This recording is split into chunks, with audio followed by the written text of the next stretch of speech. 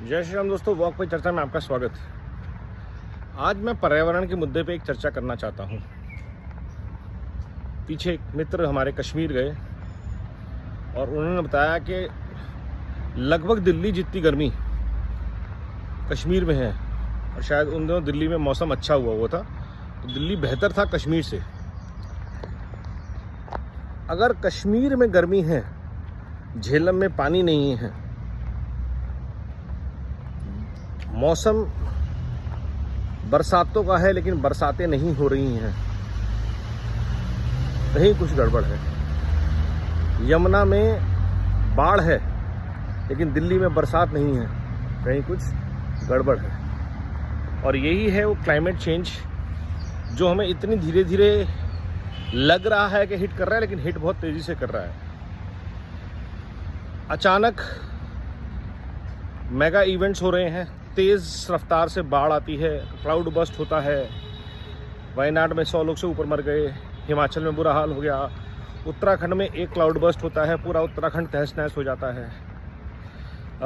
दिल्ली के राजेंद्र नगर की घटना हम अभी देख के हटे हैं, आधे घंटे की बारिश और बेसमेंट्स डूब गई, और उसमें तो भ्रष्टाचार का बहुत बड़ा हाथ था। लेकिन ये रियलिटी है कि हमारे अर्बन इंफ्रास्ट्रक्चर क्लाइमेट चेंज के लिए तैयार नहीं है। हमारे नेचुरल इकोसिस्टम इस डिफॉरेस्टेशन के लिए तैयार नहीं है। तो कहीं ना कहीं हमें इस पे विचार करना पड़ेगा कि हमें कितनी प्रगति और कहाँ चाहिए। पहाड़ों में सड़क हो, ये बहुत अच्छी बात है, लेकिन पहाड़ों में 4 लेन हाईवे हो, इस पे विचार करना होगा। पहाड़ों में डैम्स हों, वो अच्छी बात है, लेकिन वो डैम्स मेगा डैम्स हों, इस पे विचार करना पड़ेगा। क्योंकि जहाँ जहाँ हम mega dams, mega highways, mega infrastructure बनाते हैं, ये बात मैं पहले भी बोल चुका हूँ, वहीं पे प्रकृति का भी मेगा प्रकोप आएगा। केदारनाथ अभी हमारी याद में ताज़ा रहेगा। वैसी डिवास्टेशन हम अवॉइड कर सकते हैं। उसका एग्जाम्पल सबसे बड़ा हमारे बगल में है चाइना। जितने चाइना के बड़े बड़े शहर हैं, शेंजन से लेकर के जहाँ पे वायरस वुहान, सब शहर हर साल डूबते हैं क्योंकि मेगा कंस्ट्रक्शन चलती है। जब आप प्रकृति को रास्ता नहीं देते, ज़मीन में बहुत ज़्यादा कंक्रीट हो जाता, पानी अंदर नहीं जा पाता।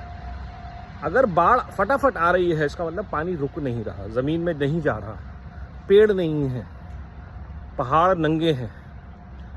ये आउटकम है उसका कि बाढ़ आती है। और फिर जब बाढ़ आके पानी बह जाता है तो पानी बचता नहीं है पीने के लिए। तो नेचर को ठहराव पसंद है, नेचर गो स्लो।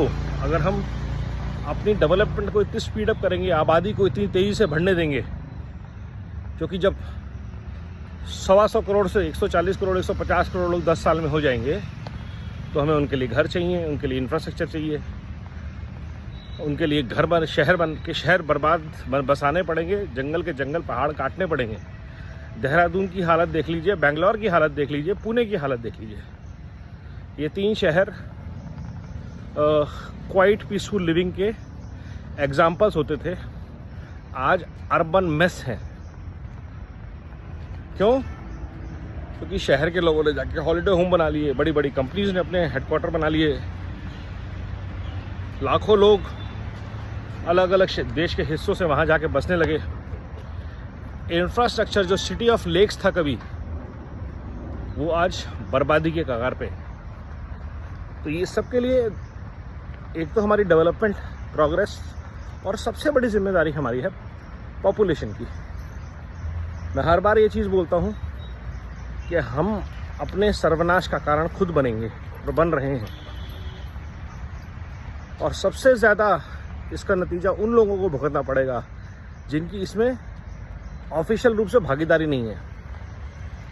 मतलब वो ये पॉलिसी के डिसीजन नहीं ले रहे, लेकिन उनके लिए लिए जा रहे हैं। क्योंकि आपने 6 बच्चे पैदा किए हैं और आप झुग्गी झोपड़ी में रहते हैं, तो सरकार ने आपको पक्के मकान देने का वादा किया है। तो झुग्गी झोपड़ी बह जाती थी, पक्के मकान जमुना किनारे बना दिए जाएंगे, और फिर जमुना का पानी जब आपके घरों में आएगा, आप कहेंगे बाढ़ आ गई। और ये रियलिटी है, बाढ़ नहीं आ रही है, हमने उस जगह घर बना लिए हैं जहाँ पानी बहता था। पहाड़ नहीं टूट रहे हैं, हमने वहाँ घर बना लिए हैं जहाँ पहाड़ थे, हमने वहाँ सड़कें बना ली हैं। बांध नहीं टूट रहे हैं, नदियाँ बह रही हैं, उनको बहना है। तो ये चीज़ अब तक हमें समझ नहीं आती है। हम प्राकृतिक आपदाओं के लिए और गलत रूप से हो रही प्रगति के लिए जिम्मेदार रहेंगे। नमो भारत, वंदे मातरम, जय हिंद।